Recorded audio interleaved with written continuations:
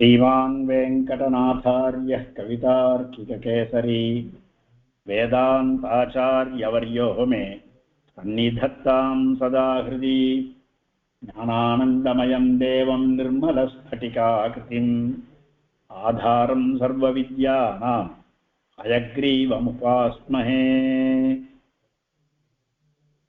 ततो दग्ध्वा पुरीं लङ्कां ऋते सीतां च मैथिलीं रामाय प्रियमाख्यातुं प्ररायान्महाकपिः। ततो दग्ध्वा पुरीं लङ्कां ऋते सीतां च मैथिलीं रामाय प्रियमाख्यातुं पुनरायान्महाकपिः। ततः दग्ध्वा पुरीं लङ्कां ऋते सीतां च मैथिलीं रामाय प्रियमाख्यातुं पुनराया महाकपिः। पदच्छेदம் முன் ஸ்லோகத்தில் மர்ஷயன் ராட்சசான் வீரஹா யந்திரனஸ்தான் எதிர்ச்சையா தன்னை கட்டி வாலில் நெருப்பு வச்சு ரோடெல்லாம் அழிச்சுட்டு போனவா அந்த ராட்சசாலெல்லாம் பகிச்சுண்டு அப்படி ஊரெல்லாம் சுற்றி பார்த்தார் ஹனுமான். லங்கையை பூரா சுற்றி பார்த்த பிறகு இவருக்கு பார்த்தாச்சு, இனிமேல் கிளம்பலான்னு தோணிச்சு. இவ எத்தனை நாளைக்கு வாலில் நெருப்பு வச்சிருக்கா, இவர் நெருப்பு இருக்கிறதே இவருக்கு தெரியல. ரொம்ப குழு குழு குழுன்னு இருக்கு நெருப்பு எரியுறது, ஆனால் ஜுவாலா கண்ணுக்கு தெரிகிறது, ஆனால் சூடு உடம்புக்கு தெரியல. இவர் எதனால் இப்படி நடக்கிறதுன்னு பார்த்தார். ராமனுடைய பிரபாவத்தினால சீதையனுடைய பிரபாவத்தினாலன்னு தெரிஞ்சிட்டார். ஆனால் இந்த நெருப்புக்கு ஏதாவது ஒரு வச்சிருக்காரு, அந்த நெருப்புக்கு ஏதாவது எங்கேயாவது ஒரு காரியம் வேணுமோ இல்லையோ, அதுக்கு ஏதாவது பிரயோஜனம் வேணுமேன்னு பார்த்தார். லங்கையை பூரா எரிச்சிட்டார். லங்கையை எரிச்சிட்டு பக்கத்தில் போய் சமுத்திர தீரத்துக்கு போய் அந்த வாழை சமுத்திரத்தில் நினைச்சார். ஒன்றும் நெருப்பு அணைஞ்சு போச்சு, வாளுக்கு ஒன்றும் ஆகலை, வாழை யதாபூர்வம் அப்படியே இருக்கு. அப்போதான் அவருக்கு திடீர்னு ஒரு ஞானம் வருது. அடடா, லங்கையை பூரா எரிச்சிட்டோம், அங்கே லங்கையை எரிச்சிட்டோம்னா அங்கே இருக்கிற சீதாதேவின்னா எரிஞ்சு போயிருப்பா அப்படின்னு அந்த இடத்துல நான் எவ்வளோ கோபத்தினால இவ்வளோ காரியம் பண்ணிட்டேனே, கோபத்தை வெளியே காமிக்கக்கூடாது. குருத்தோ ஹன்யாத் குருனபின்னு அந்த இடத்துல தான் பரவ ஸ்லோகம். இது கோபத்தில் வந்துருச்சுன்னா நம்ம என்ன பண்ணுறோம்னு தெரியாது. கோபம் கூடவே கூடாதுன்னு சொல்கிறதுக்கோசம் சொல்கிற வார்த்தை இது. கோபம் வந்துருச்சுன்னா என்ன பண்ணுறோன்னு தெரியாமல் பெரியவாள்லாம் கூட கொல்ல போயிடுறாளே. ஃபஸ்ட்டுதாக ஒருத்தரை கொல்றது, அவனை கொன்னாலாம் பேப்பர்லாம் நிறையா பார்க்குறோமே. கோபத்தினால தான் கொண்டா அப்புறம் தான் ஐயோ கொண்டுட்டேனேன்னு அப்புறம் தான் அவளுக்கு தோணும், கோபம் தலைக்காகி போச்சுன்னா. அந்த மாதிரி நான் சீதையனா எரிச்சுட்டேன், எதுக்கோசம் யாரை தேர்ந்து வந்தேனோ அவளையே நான் எரிச்சுட்டேனே அப்படின்னு நினச்சிட்டு ஹனுமார் இனிமே நான் போய் என்ன பிரயோஜனம், திரும்பி போய் என்ன சீதையை கொண்டுட்டேன்னு நான் போய் சொல்லிட்டு போக முடியும்னு மனசை கஷ்டப்பட்டு உட்காந்துருக்கார். அந்த சமயத்தில் 2 பேர் சாரநாள் ஆகாச மார்க்கமாக போயிட்டு இருக்கா. பத்தியா ஹனுமான் பண்ண காரியத்தை பார்த்தியா, லங்கையை பூரா எரிச்சிருக்கா, ஆனால் சீதைக்கு ஒன்று மாலை பார்த்தியா அப்படின்னு அவள் பேசிகிட்டே போகிறா. அந்த வார்த்தையை கேட்டுட்டு அப்புறம் ஹனுமான் சொல்கிற, ராமா நெருப்பையே எரிக்குமானா, சீதாதேவின்றதே நெருப்பு, அவள் பாத்திபிரத்தையினால நெருப்பு, அவளுடைய பாத்திபிரத்தியத்தினால அவளை இன்னொரு நெருப்பு எரிக்குமான்னா, அப்புறம் அந்த நெருப்பு என்னையே ஒன்றும் பண்ணலைன்னா சீதாதேவியை போய் இந்த நெருப்பு எரிக்குமா அப்படின்னு அவரே கேட்டு தானே காரணங்கள்லாம் பார்த்து சீதாதேவிக்கு ஒன்றும் ஆகலைன்றத தெரிஞ்சுட்டு, இருந்தாலும் கண்ணால் பார்க்கறது தானே எல்லாருக்கும் பிரமாணமாக இருக்கும். நேராக இன்னொரு தரம் போய் சீதையை பார்த்து அவளுக்கு ஒன்றும் ஆகலை அப்படின்றத தெரிஞ்சுட்டு நான் அதை போயிட்டு வரம்மான்னு சொல்லிட்டு கிளம்பி போகிறேன். கிளம்பி மறுபடியும் வந்த ரோட்டில் ஆகாசத்துலேயே திரும்பி போயிட்டு இருக்கார். போகிற வழியில் சப்தம் கேட்கறது, கர்ஜனை கேட்கறது. இந்த சப்தம் பாதி வழியில் ஹனுமான் போயிட்டுருச்சா, கரையில் இருக்கிற வானராளுக்கெல்லாம் சப்தம் கேட்ட உடனே அவளுக்கெல்லாம் சந்தோஷம். ஜாம்பவான் சொல்றார், ஹனுமான் ரொம்ப சந்தோஷமா கர்ஜிக்கிறார், அதனால அவர் காரியம் முடிச்சுருந்தா வந்திருக்கார், அதனால நாம அப்படின்னு நிச்சயமா எனக்கு தெரியறதுன்னு ஜாம்பவான் சொல்லி அந்த கூம்பத்தில் எல்லாரையும், அதாவது பிராணரங்களை எங்கங்கிறது எல்லாரையும் கூட்டி ஒரே இடத்துல ஒன்று கூட்டி வைக்கிறார். அங்கே வந்து ஹனுமானும் வந்து இறங்குறார். இறங்கின உடனே சொல்றார், நான் சீதையை பார்த்துட்டேன் அப்படின்னு. சீதையை பார்த்துட்டு சொன்ன உடனே ஹனுமான் அவ்வளோ தூரம் போயிட்டு வந்துடுறார். ஒரு நாள் பூரா ஒன்றும் சாப்பிடல, அவருக்கு நிறையா பழங்கள்லாம் எல்லாரும் கொடுக்குறா. இங்கே உட்காந்துக்கோ, பழங்கள்லாம் சாப்பிடுன்னு சொல்லிட்டு அவர் உட்காந்து பழத்தை வாங்கிக்கிறதுக்கு முன்னாடியே சுருக்கமாக சீதையை பார்த்தாச்சு, சீதை சொந்தம் இருக்கா அப்படின்னு சொல்லிட்டு பழம்லாம் சாப்பிட்டு அப்புறம் ஜாம்பவான் கேட்குறார், நம்ம என்ன பண்ணலாம், நீ எங்கே பார்த்த என்ன சொல்லு அப்படின்னு. இவர் சுந்தரகாண்டத்தில் 58வது சர்க்கம் தான் இங்கேருந்து கிளம்பினதுலேருந்து போர்ச்ச என்னென்ன நடந்தது, அந்த மைனாக பர்வதம் நடுவில் வந்தது, அப்புறம் அந்த சுரசா நாகமாதா வந்தது, அப்புறம் அந்த சிம்மிகான்ற ராட்சசி பிடிச்சது, அவள்லாம் தான் தப்பிச்சு போயதெல்லாம் சொல்லி, அப்புறம் லங்கினியை பார்த்து அடிச்சது, கோட்டை லங்கினியை அவளை அடிச்சது, உள்ளுக்குள்ளே போய் ஃபுல்லாக தேடியது, தேடிட்டு அதுக்கப்புறமா சீதையை பார்க்காம கஷ்டப்பட்டது. அதுக்கப்புறமா நான் மரத்து மேலே ஏறி உட்காண்டிருந்தேன், அந்த மரத்துலேயே சீதை பக்கத்தில் இருந்தா பார்த்தேன், ராவணன் வந்து போனது, எல்லா கதையும் சொல்லி அதுக்கப்புறமா ராவணன் வந்து போனதுக்கப்புறம் நான் சீதைகிட்ட பேசினேன். சீதை வந்து எனக்கு இந்த சூடாமணியை கையில் கொடுத்து அனுப்பிச்சிருக்கா, நான் இப்போ போர்ச்சார் மோதிரம் எடுத்துன்னு போனேன், இந்த வாரங்கோ இப்போ கையில் சூடாமணியோட வந்திருக்கேன் அப்படின்னு காமிச்சு என்கிட்ட சில விஷயங்கள்லாமும் சீதை ரகசியமான விஷயங்கள் சொல்லிருக்கா அபிஞானம்ன்ற சொல்லி, அது ராமன்ட்ட தான் சொல்லணும், இவாள்கிட்ட சொல்லக்கூடாது அப்படின்னு சொல்லி, அப்புறம் நான் வந்து வெறும் வந்துட்டு போகிறது, நம்ம வந்துட்டு போனது தெரியணுன்றதுக்கோசரம் நான் அசோகவனத்தை கொஞ்சம் பங்கனம் பண்ணேன், அதெல்லாம் அழித்தேன். உடனே ராட்சசாலெலாம் வந்தால் 80,000 பேர் வந்தால் அவளை அடித்தேன். அப்புறம் மந்திரி சூத்தர்கள் வந்தால் அவளை அடித்தேன். அக்ஷகுமாரன் வந்தால் அவனையும் அடித்தேன். அதுக்கப்புறமா இந்திரஜித்தும் வந்தான், அவங்ககிட்ட கட்டுப்பட்டுட்டு போனேன். ராவணனை பார்த்தேன், ராவணன்ட்ட பேசினேன். அவனுக்கு வந்து திரும்பி கொடுக்குறோன்ற எண்ணம்லாம் இல்லை, நான் அவன்கிட்ட சொல்லிட்டு வந்துருக்கேன், எங்கள் ராஜா சுக்ரீவன் அவனுடைய படையெல்லாம் நிறையா பேர் நாங்கள்லாம் இருக்கோம், எல்லாருமா வந்து உனக்கு துவம்சம் கொண்டு கொண்டான்னு சொல்லியிருக்கேன். அங்கே ரோட்டில் ஐச்சின்னு போகிறச்செல்லாம் நான் ஜெயத் சதிபலோ ராமஹா ராஜா ஜெயத் சதிபலோ ராமஹா லக்ஷ்மணஸ்த மகாபலா ராஜாதேச்சு சுக்ரீவா ராகவேனாபிபாலிதா அப்படின்னு அந்த ரோடு பூரா எல்லாத்தையும் சுக்ரீவன் வாழ்க, லக்ஷ்மணன் வாழ்க, ராமன் வாழ்கன்னா நான் சொல்லிட்டே வந்திருக்கேன். சொல்லி இப்போ வந்து உங்களெல்லாம் பார்த்தாச்சு அப்படின்னு சொல்லி முடிக்கிறார். அப்புறம் என்ன பண்ணலாம் அப்படின்னா, நாமளா சேர்ந்து நாமளே முடிவு பண்ணிடலாமா, சீதையை போய் நாமளே மீட்டு கொண்டு வந்துடுவோம் அப்படின்னு பாக்கி வானரங்கள்லாம் ஒருத்தர் சொல்கிறா. அங்கதன் சொல்கிறான், நாம் இத்தனை நாள் ஆகிப்போச்சு, ஒரு மாதத்துக்குள்ளே வர சொன்னான், இன்னைக்கு மேலே ரொம்ப மாதம் 2-3 மாதம் மேலே ஆகிப்போச்சு, அதனால் நம்ம சீதையே அழிச்சுன்னு போயிட்டா என்ன அப்படின்ற.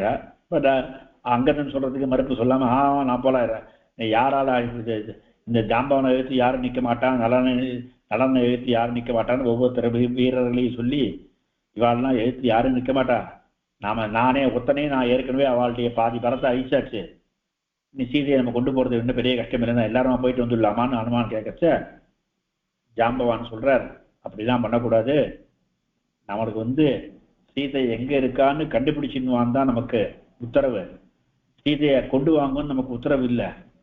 நாம் போய் சீதையை நாமளே மீட்டு கொண்டு வந்து கொடுத்துட்டோன்னு சொன்னால் அது ராமனுக்கே இஷ்டப்படாது. நம்ம வானர சைன்யங்கள் எல்லார் முன்னாடியும் சீதையை கொண்டு போனவன நான் அவனை கொல்லுவேன் அப்படின்னு ராமன் பிரதிஜா பண்ணிருக்கச்ச, நாம மட்டுக்கு சீதையை கொண்டு போய் திருட்டுத்தனமாக கொண்டு கொடுக்குற மாதிரி அவங்க ராமனுக்கே இஷ்டப்படாது. வாங்க நாம் போய் ராமன்ட்டு நடந்ததை சொல்லுவோம், சீதையை பார்த்தாச்சுன்னு சொல்லுவோம், அப்புறம் அவள் பெரியவா தீர்மானிச்சுப்போம் அப்படின்னு ஜாம்பவான் பதில் சொல்கிறச்ச, சரி எல்லாரும் கிளம்பிடலாம் அப்படின்னு உடனே எல்லாரும் உற்சாகமாக கிளம்புறா. போற வழியில ஒரு மதுவனம்னு ஒரு இடம், நிறைய மரங்கள், அந்த மரத்துல நிறைய தேன்லாம் வேற இருக்கு, நிறைய மதுரமான பழங்கள்லாம் இருக்கு. அதை பார்த்த உடனே பார்த்தா ரொம்ப சந்தோஷம் வேறையா. நான் அந்த மதுவனத்தை புந்து நாம் எல்லாம் தேன் சாப்பிட்டு போலாமா அப்படின்னு கேட்கறதுங்க. உடனே ஹனுமான் கேட்கறா, ராமனும் நாம குடிச்சிட்டு போலாமான்னு எல்லா ஹனுமானும் கேட்கறா. சரி போங்க எல்லாரும் குடிக்கணும்னு அங்கதான் பயில் கொடுத்துடுறோம். எல்லாரும் போய் தேன்லாம் சாப்பிட்றதுங்க. அந்த தசிமுகன்னு ஒருத்தன் இன்னொரு குழந்தை சுக்ரீவனுக்கு மாமா, அவன் அதை காத்துட்டு இருக்கான், ரட்சணம் பண்ணிட்டு இருக்கான். அவன் எல்லாரையும் குடிக்கக்கூடாதுன்னு அப்படின்னு எல்லாரையும் அடிக்கிறான். அவளுக்கு சின்னதா ஒரு சண்டை மாதிரி வருது. இந்த வாரங்கள்லாம் ஹனுமான் முதலாளர்கள்லாம் ரொம்ப சந்தோஷமா வேற இருக்கா, தேனை வேற குடிச்சிட்டு. அதனால அந்த ததிமுகாதிகளை இவ விரட்டி அடிச்சிருந்தா. வேற வழி இல்லாம ததிமுகன் என்ன பண்றா, நான் சுக்ரீவன்கிட்டே போய் சொல்லலான்னு சுக்ரீவன்கிட்ட போய், இங்க வேற இந்த மதுவனன்றத வாலியோ நீயோ யாருமே இதுகிட்டயே வந்ததில்லை, இதை அழிக்கக்கூடாது, ரொம்ப ரொம்ப நன்னா பார்த்துட்டு இருந்தீங்கோ, இந்த தெற்கு தேசத்திலிருந்து அங்கதன் முதலாய வானர்கள்லாம் வந்திருக்கா, இந்த இந்த மதுவனத்தை அவெல்லாம் அழிச்சிருக்கா, எல்லாம் சாப்பிட்டு இருக்கு, நாங்கெல்லாம் போனோம்னா எல்லாரும் எங்களை விரட்டி அனுப்பிச்சிடுறான்னு ததிமுகன்ட்ட சுக்ரீவன்ட்ட ததிமுகன் சொல்றான். உடனே சுக்ரீவன் விஷயத்தை புரிஞ்சுட்டு, எனக்கு அவெல்லாம் உடனே பார்க்கணும் போல ஆசையா இருக்கு, நீ போய் அவளை உடனே வர சொல்லு அப்படிங்கிறா. இதுக்கெல்லாம் நன்னா தேனை குடிச்சிட்டு படுத்துன்னு தூங்கிட்டு இருக்குங்க. அங்க சுக்ரீவன்ட்ட இது அங்கதன்ட்ட வெள்ளைப்படை எடுத்துன்னு என்னை அடிக்காதேன்னு சமாதானத்துக்கோசரம் வரேன்னு சொல்லி பேசி, நான் அவங்க சித்தப்பா சுக்ரீவன்ட்ட போய் சொன்னேன், அவன் உடனே உங்களை எல்லாரையும் அழிச்சின்வான்னு சொல்லிட்டா, உங்களை உடனே வர சொன்னாங்க அப்படின்னு நியூஸ் சொல்றான். இப்ப கேட்ட உடனே சுக்ரீவன் அங்கதன் எழுந்துக்கிறான், எல்லாரையும் எழுப்புறான். நாம வந்துட்டோம்னு சுக்ரீவனுக்கு நியூஸ் போயிடுத்து. இப்ப நினைக்கிறேன் இந்த சமயத்துல சுக்ரீவன் ராமன்கிட்டையும் சொல்லிருப்பான், நாம ராமன் 10 மாச காலமா சீதை எங்க போனா எங்க ஆனான்னு தெரியாம, விஷயமே தெரியாம சிந்தாடிட்டு இருக்கச்ச, நம்ம விஷயத்த தெரிஞ்சுட்டு அது வரைக்கும் கிட்டக்க போய் ராமன் கிட்ட இந்த விஷயத்த சொல்லாம இருக்கிறது தப்பு. நாம போனோம், ஆனா நீங்கெல்லாம் கிளம்பாம என்னால எப்படி கிளம்புறது, நீங்கெல்லாம் போன்னு சொன்னாதான் நான் போவேன்னு, அதாவது அவ கிளம்புறதுக்காக அங்கதனே ஒரு தானே தாழ்த்தி பேசிக்கிற மாதிரி பேசுறான். உடனே எல்லா வானரங்களும், ஐயா நீங்க தான் எங்களுக்கு தலைவன், அங்கதன் நீ தான் தலைவன், நீ போன்னு சொன்னா நாங்க எப்படி நீ கிளம்புன்னு சொன்னாதான் நாங்க கிளம்புவோம், உங்க உத்தரவு காத்துட்டு இருக்கோம். உடனே அங்கதன் சரி கிளம்பலாம் அப்படின்னு உடனே சொல்லி வானத்துல ஏறி போறான். உடனே எல்லாம் உயர கிளம்பி வேகமா ராமனும் சுக்ரீவனும் இருக்கிற இடத்துக்கு சேர்றான், அந்த பர்வதத்துக்கு. அதுதான் சொல்றார், எதுக்கு சேர்ந்தான்னா ராமனுக்கு சந்தோஷ வார்த்தையை சொல்வதற்காக வந்தார்கள். அதுதான் இந்த ஸ்லோகத்துடைய, இது வரைக்கும் தான் இந்த ஸ்லோகத்துடைய அர்த்தம். இந்த ஸ்லோகத்தினோட உள்ள கதை இதுதான். ததஹா அதற்கு பிறகு, அதுவா ததஹா அந்த அந்த இடத்திலிருந்து மகாகபிஹி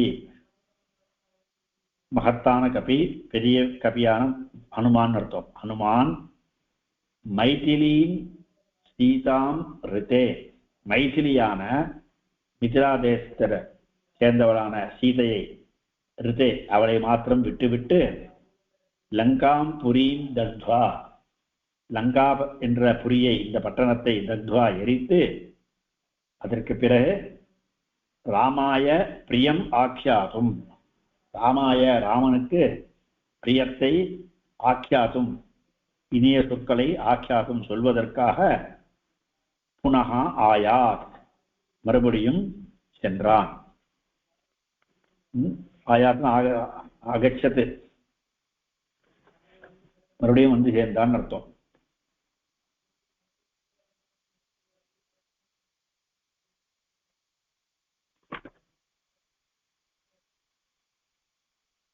ததா அந்த ஸ்தானத்திலிருந்து, அந்த இடத்திலிருந்து, மகாகபிஹி மகாகபியான ஹனுமான், ஹனுமான விசேஷனம் பண்ற மகாகபின்னு, ஏன்னா அவர் ரொம்ப வளர்ந்திருந்தார் இல்லையோ, அதனால மைதிலீம் சீதாம் ரிதே, மைதிலியான மிதிலா தேசத்தைச் சேர்ந்தவளான சீதையை மாத்திரம் விட்டுவிட்டு, லங்காம் ரிதேனா விகாய, அதை விட்டுவிட்டு லங்காம் புரி தத்வா, லங்கை என்ற புரியை அந்த பட்டணத்தை தத்வா எரித்து, அதற்கு பிறகு ராமாய ராமனுக்கு பிரியம் இனிய சொற்களை ஆக்கியாதும் சொல்வதற்காக புனகா ஆயாத் மறுபடியும் அகச்சது, மறுபடியும் வந்து சேர்ந்தான். புனர் ஆயாத்துன்னு அது வந்து சேர்ந்தான் சொல்லணும். மறுபடியும் வந்து சேர்ந்தான். ஆபூர்வகமாய யாதாத்து, யாதாத்துக்கு போனான்னு அர்த்தம். ஆபூர்வகமாய ஆகச்சது, மறுபடியும் வந்து சேர்ந்தான். ஆயாத் புனः ஆயாத் மறுபடியும் வந்து சேர்ந்தான். கஹ ஆயாத் மகாகபிஹி ஆயாத். கிவர்த்தம் ஆயாத் எதற்கு வந்தான்? ஆக்கியாத்தும் ஆயாத். கிம் ஆக்கியாத்தும் ஆயாத்? பிரியம் ஆக்கியாத்தும் ஆயாத், பிரியத்தை சொல்வதற்காக வந்தான். கஸ்மை பிரியமாக்கியாத்தும் ராமாய பிரியமாக்கியாத்தும் ஆயாத். கிம் கிருத்வா தத்வா, காம் தத்வா புரீம் தத்வா. காம் புரீம் தத்வா, எந்த புரிய? லங்காம் புரீம் தத்வா. லங்காம் புரீம் கஸ்யாஹ ரிதே லங்காம் புரீம் தத்வா சீதாயாஹ, சீதாம் ரிதே, சீதாயாஹ ரித்தேன்னு. அதாவது இந்த ரித்தே, இந்த ரித்த யோகத்துல, ரித்தேன்ற சப்த யோகத்துல பஞ்சமி தான் வரணும் என்ன. ஆனா சீதான்றது ஆர்ஷ பிரயோகம்னு வியாக்கியானம் பண்றதா, அதனால சீதாயாக ரித்தே அப்படின்னு தான் யாரும் சொல்லணும். சீதையை விட்டு விட்டு கீதசீம் சீதாம் மைதிலீம் சீதாம் ரித்தே. ததா, அதனால் அதற்கு பிறகு மகாகபிஹி, மகாகபியான ஹனுமான் மைதிலீம் சீதாம் ரித்தே, மைதிலியான மிதிலா தேசத்தைச் சேர்ந்தவளான சீதையை மாத்திரம் விட்டுவிட்டு லங்காம் புரீம் தத்வா, லங்கா என்கிற பட்டணத்தை எரித்து, ராமாய எரித்த பிறகு ராமாய ராமனுக்கு பிரியம் ஆக்கியாதும் இனிய இனிய வார்த்தையை சொல்வதற்காக புனகா ஆயா திரும்பி வந்தான். ததோ தத்வா, ததா தத்வா, ததோ தத்வா விசர்கசந்தி. புனகா ஆயாத், இந்த விசர்க்கம் ரேபமாயி புனராயாத் அப்படின்னு. அதுபோல மகாகபிஹி, மகான் சாசோ கபிஹி, மகாகபிஹி கர்மதாரய சமாசம்.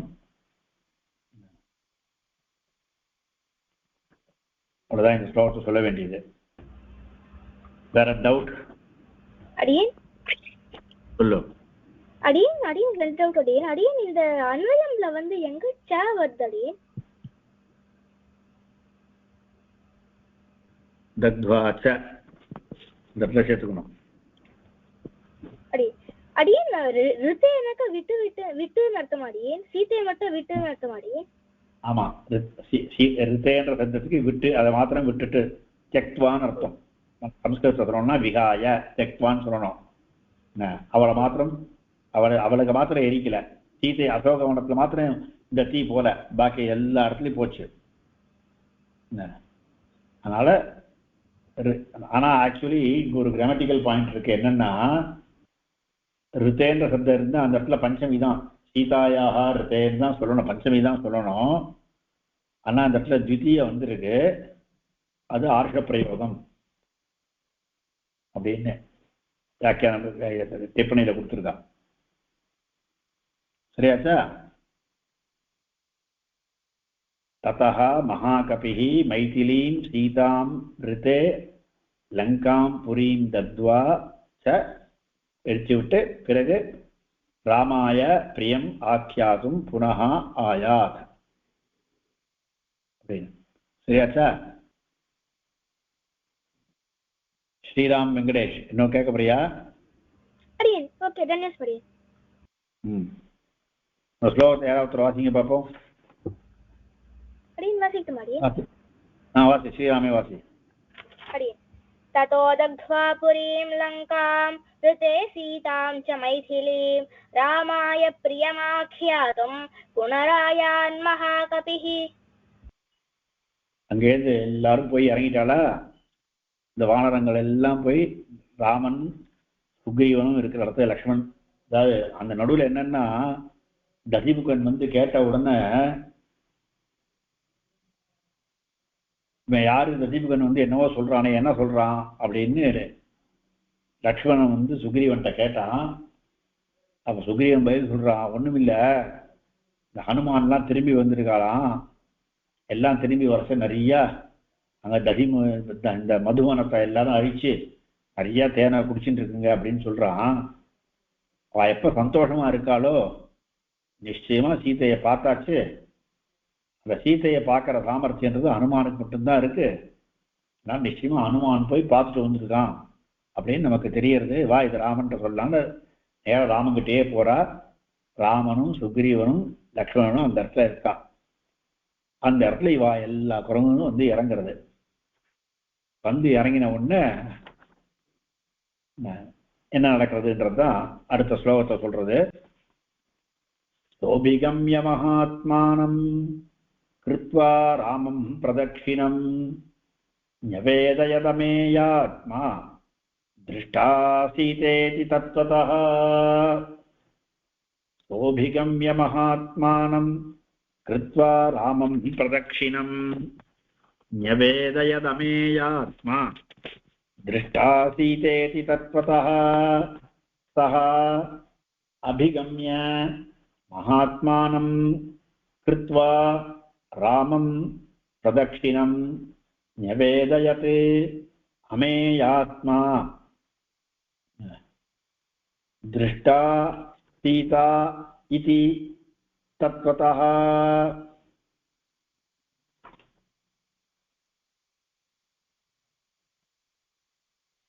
எல்லாரும் போய் இறங்கின உடனே சீதையை பார்த்தாச்சுன்னு எல்லாம் சொல்றார். ஹனுமான் சொல்றார், திருஷ்டா சீதா அப்படின்னு சொல்றார்.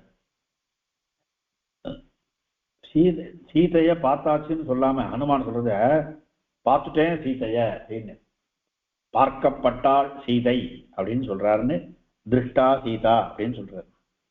இது ஏன் இந்த மாதிரி சொன்னார் அப்படின்னா, சீதைய நான் பார்த்துட்டேன் அப்படின்னு சொல்ல சீதையன்னு சொல்றச்சியே ராமனுக்கு ஏதாவது டவுட் வந்துடுமோ, சீதையை ராவணன் கொண்டுட்டான்னா இல்ல ராவணன் கல்யாணம் பண்ணிட்டான்னா எதையாவது சொல்ல போறானோ இவன் அப்படின்னு ராமனுக்கு சம்சயம் வந்துடும்.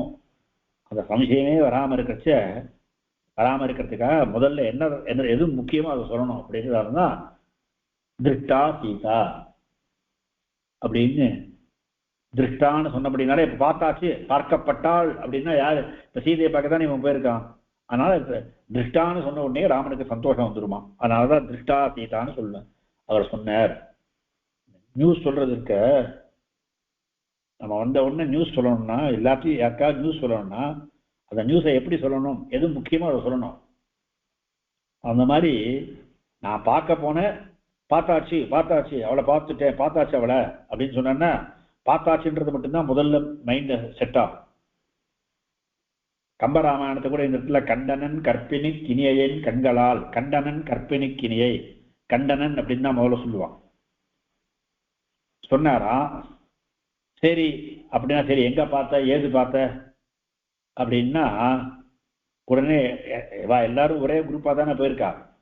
அதனால சுக்ரீவன், அங்கதன், ஜாம்பவான், நலன், இவாள அண்ணா தானே போயிருக்கா. எல்லாரும் ஒன்னா போயிருக்க. சீதை எங்க பார்த்தனா லங்கையில பார்த்தோம், லங்கையில பார்த்தாச்சு, லங்கையில வந்து ராவணன் வீட்டுல இருந்தா அப்படின்னா எல்லாரும் சொல்றாளாம். சரி அவ என்ன சொன்னான் அப்படின்னு ராமன் கேட்டாரா. உடனே இதுங்களுக்கு யாருக்கும் என்ன சொன்னான்னு சொல்ல தெரியல. உடனே ஹனுமானை பார்த்து நீயே பதில் சொல்லு அப்படின்ட்டு. அதாவது இதுல அழகான ஒரு இது இருக்கு, டீம் ஒர்க் அப்படின்னா எல்லாருமா சேர்ந்து செய்யறது தான் டீம் ஒர்க்கு. சீதையை போய் ஹனுமான் தான் பார்த்துட்டு வந்த, ஆனா நான் தான் பார்த்தேன்னு ஹனுமான் முன்னாடி போல, நாங்க எல்லாரும் பார்த்தோம் அப்படின்னு சொல்றதுக்காக தான் முன்னாடி போகாம பாக்கி இருக்கிறவெல்லாம் முன்னாடி அனுப்பிச்சிட்டார். அதனால ஒரு டீம் ஒர்க்கா பண்றச்ச அதுக்குள்ள கிரெடிட்டை எடுத்துக்கிறது யாருன்னா அந்த டீமுக்கு தான் கிரெடிட். அந்த டீம்ல சில பேர் நிறைய காரியம் பண்ணிப்பா, சில பேர் கொஞ்சோண்டு காரியம் பண்றப்பா அப்படின்லாம் இருக்கும். இருந்தாலும் கிரெடிட் யாருக்குன்னா டீமுக்கு தான் கிரெடிட் அப்படின்ற அர்த்தம் இங்க நமக்கு கிடைக்கிறது. ஹனுமான் தானே நான் தான் பார்த்தேன் அப்படின்னு முன்னாடி போய் நிக்காம எல்லாருமே ஒன்னா போறா, நாங்க எல்லாம் பார்த்துட்டு வந்தோம் சொல்றா. அதை ஹனுமானும் ஒத்துக்கிறார். ஆனா அவ எங்க பார்த்தேன்னா எல்லாரும் லங்கையில பார்த்தோம், லங்கையில பார்த்தாச்சு. அவ எங்க இருக்கா அப்படின்னு ராமன் கேட்கிற. லங்கையில இருக்கா, ராவணனுடைய வீட்டுல அசோகவனத்துல இருக்கா அப்படின்னு எல்லாரும் சொல்றான். இதெல்லாம் கேட்டுட்டு அவ என்ன சொன்னா அப்படின்ற கேட்கறச்சுதான் பாக்கி இருக்கிறாளுக்கு ஒன்றும் சொல்ல முடியாது. அப்போ ஹனுமான் நீ சொல்லுடா அப்படின்னு ஹனுமான அங்கதன் சொல்றான். அங்கதன் தான் தலைவன், அந்த அவன் தலைமையில தானே போனது. அப்ப அங்கதன் போய் நீ சொல்லுடா அப்படின்னு சொல்றா. அப்போ ஹனுமான் போய் ராமனை பிரதட்சணம் பண்ணி திருஷ்டா சீதான்னு அவர் மறுபடியும் ஆரம்பிக்கிறார். சகா அபிகம்ய, அபிகம்ய அப்படின்னா கம்மு தாத்துவுக்கு போறான்னு அர்த்தம். அபிகம்யன்னா எதிர்நோக்கி போறதுன்னு அர்த்தம். அதாவது அவனை எதிர்நோக்கி போறது, கிட்டக்க போயின்னு அர்த்தம். எப்படி அவன் யாரு? அமேயாத்மா, ஆத்மான்ற சப்தத்தை இந்த இடத்துல புத்தின்னு அர்த்தம் பண்ணிக்கணும். அதனால அமேயா ஆத்மா யஸ்ய சஹா அமேயாத்மா. அமேயமான, மேயன்னா அளவு, அமேயன்னா அளவில்லாதது, அளவில்லாததான புத்தியை உடையவனான ஆத்மா, அப்படியே புத்தியை உடையவனான ஹனுமான் அப்படின்னு அமேயாத்மான்ற பதத்தினால ஹனுமான விசேஷனம் பண்றது. அமேயாத்மா சஹா. எதனால அமேயாத்மான்னு சொல்றார் அப்படின்னா, முதல்ல சீதையை பார்த்தேன்னு சொல்லாம திருஷ்டா சீதைன்னு சொன்னாரு. அதனாலேயே என்ன தனக்கு மாத்திரம் கிரெடிட் எடுத்துக்காம எல்லாருக்கும் கிரெடிட், குரூப்புக்கே கிரெடிட் கொடுத்தாரு. அதனால அது எல்லா விஷயத்தையும் அமேயாத்மா. அமேயாத்மா சகா மகாத்மானம், மகான் சாசௌ, மகான் மகானு ஆத்மா எஸ்ய சகா மகாத்மா தம் மகாத்மானம். அதான் மகாத்மான்றது ராமனை சொல்றது. மகாத்மானம் மகானான ராமம், ராமனை அபிகம்ய அடுத்து போய் கிட்டக்க போய் பிரதட்சிணம் கிருத்வா, ராமனுக்கு ஒரு பிரதட்சணையும் பண்ணி. அது மாத்திரம் இல்ல, ராமனுக்கு பிரதட்சணம் பண்ணாரா.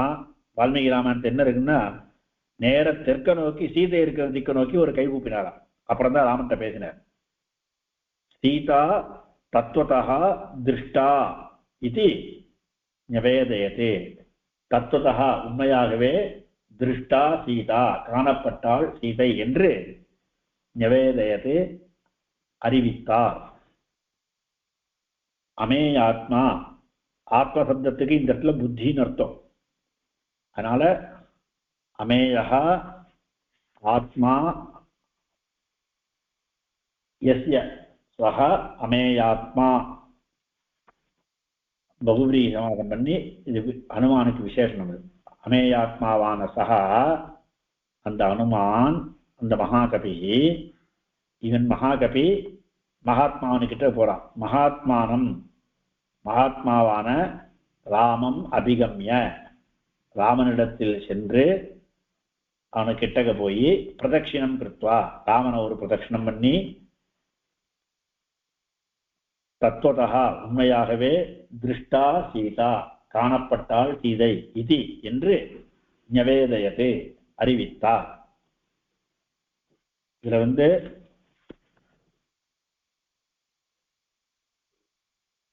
அபிகம்ய சொல்லியாச்சு.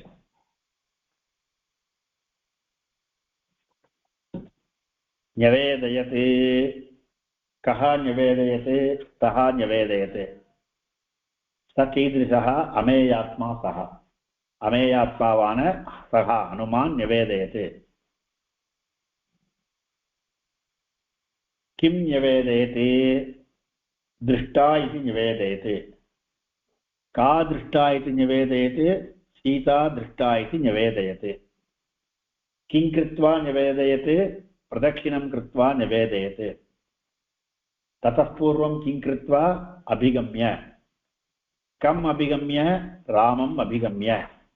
कीदृशं रामम् अभिगम्य महात्मानं रामम् अभिगम्य अमेयात्मा सः महात्मानं रामम् अभिगम्य प्रदक्षिणं कृत्वा तत्त्वतः दृष्टा सीता इति निवेदयते. இந்த ஸ்லோகத்துல 2-3 வியாக்கரண சந்தியெல்லாம் இருக்கு. ஸ்தோபிகம்ய சஹா அபிகம்ய இந்த விசர்க்கம் பூர்வ ரூபமா ஸ்தோபிகம்யன்னு வந்திருக்கு. அதுக்கப்புறம் நிவேதயத்து நீ பூர்வகமாய பூர்வகமாய விது தாத்து அது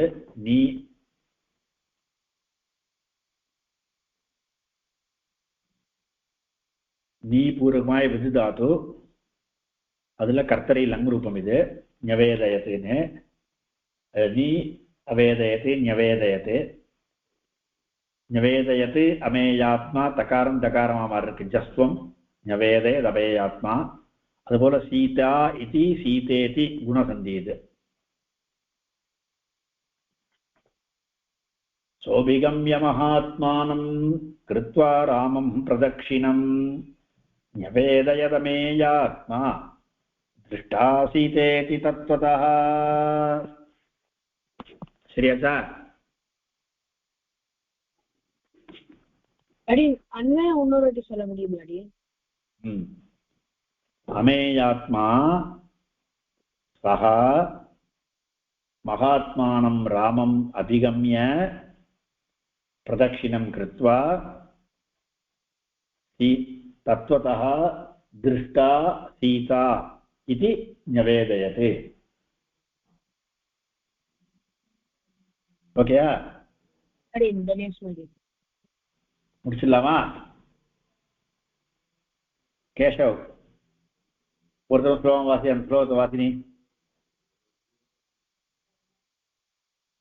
அடி சோபிகம்ய மகாத்மானம் வித்வா ராமம் பிரதக்ஷிணம் நிவேதயத்மேயாத்மா दृष्ट्वा सीतेति तत्त्वतः. Very good. कवितार्तिकसिंहाय कल्याणगुणशालिने श्रीमते वेंकटेशाय वेदान्तगुरवे नमः.